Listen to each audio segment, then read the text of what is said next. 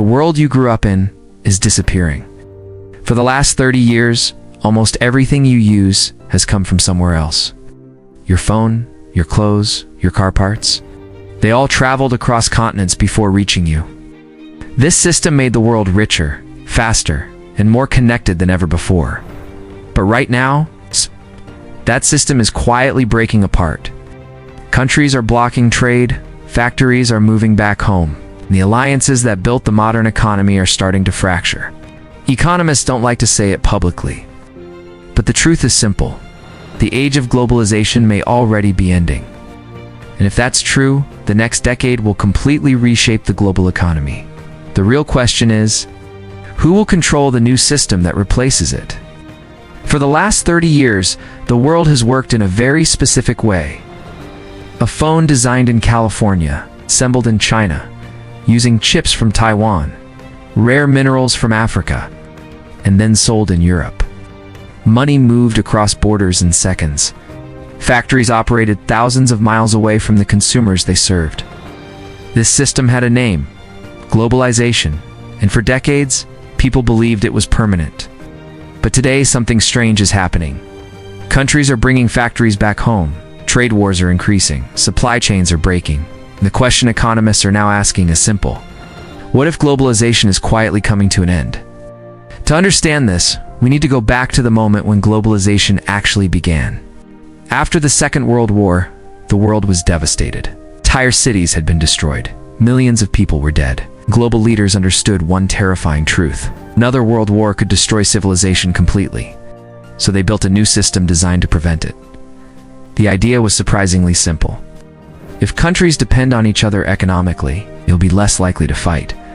Trade would replace conflict. Growth would replace war. But for this system to work, every major region of the world had to play a role. China eventually became the world's factory. Its massive labor force allowed it to produce goods cheaper than almost anywhere else on Earth. From electronics to clothing to furniture, China manufactured it all.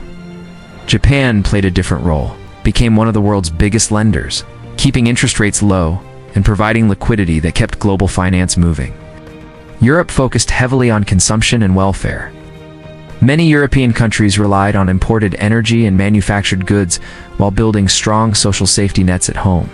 And then there was the United States. America became the enforcer of the system, protected global trade routes with its navy.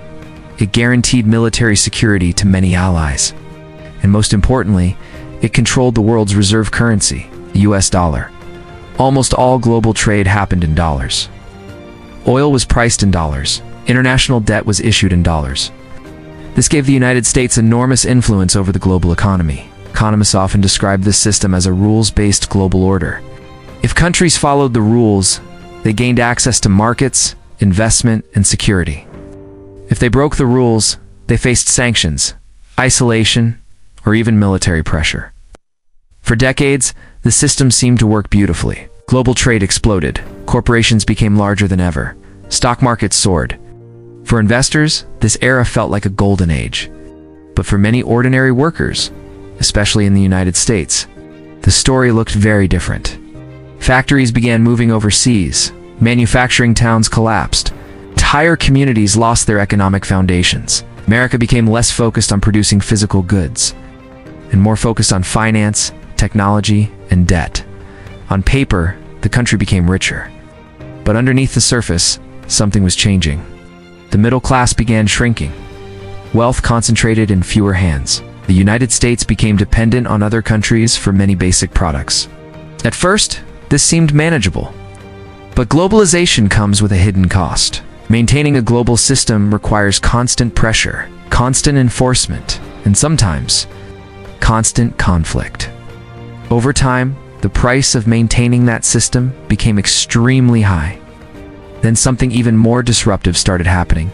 Some countries began challenging the system itself. Instead of trading through the dollar, they started trading directly with each other. Instead of relying on Western markets, they built alternative alliances. Instead of following global rules, they began rewriting them. And that is where today's tensions really begin. Because the old system cannot easily be enforced anymore without triggering a major global conflict, and nobody wants another world war. At the same time, Sanctions have become less powerful as alternative financial networks emerge. So the question is no longer how to protect globalization. The real question is, what will replace it? To answer that, we need to understand the major power groups shaping the future economy. The first group is global finance. This is money that doesn't belong to any single country, moves wherever opportunities exist. Borders, flags, and national identity mean very little to it. In a globalized world, finance thrives because capital can move freely and instantly. But when globalization weakens, money starts facing barriers, different currencies, different regulations, different political risks. That's why financial institutions are investing heavily in things like digital assets, tokenized markets, and automated financial systems. Their goal is simple: keep money moving, no matter what happens to borders. The second group is central banks and traditional financial institutions. These are the gatekeepers of the current system. They control credit, banking, and the creation of money. But their power is now being challenged. If private financial systems or decentralized technologies replace them, their influence could shrink dramatically. That's why many governments are now experimenting with digital national currencies. Money that looks modern and efficient, but remains centrally controlled. The third group is sovereign states. These are governments that prioritize control over pure economic efficiency. For them, energy independence, food security, and military strength matter more than perfectly optimized markets. They are willing to sacrifice economic growth if it means maintaining political power and strategic autonomy. That's why many countries are now reshoring industries and building domestic supply chains. The fourth group is technology. Technology doesn't care who controls the system, it simply amplifies whoever funds it. Its power comes from data, automation, and scale. As globalization weakens, technology becomes even more valuable because it replaces the trust and cooperation that global systems once depended on. Digital identity, automated enforcement, algorithm-driven decision-making. These tools will shape how future economies operate. And finally, there are military institutions. Their role is simple. They enforce whichever system exists. Not because of ideology or morality, but because stability requires power. So what does the future actually look like? It probably won't be chaos. Instead, we may be entering a period of restructuring. A world where global trade shrinks, but regional trade expands. Where countries depend less on distant supply chains, more on nearby allies. Where duplication replaces efficiency. And where control becomes more important than pure growth.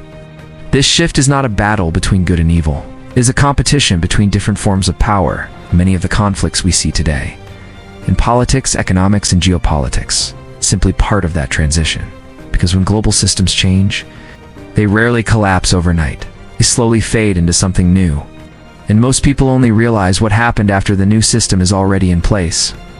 The real question is not whether the world economy will change. It already is. The real question is whether people will understand the new system before it fully replaces the old one.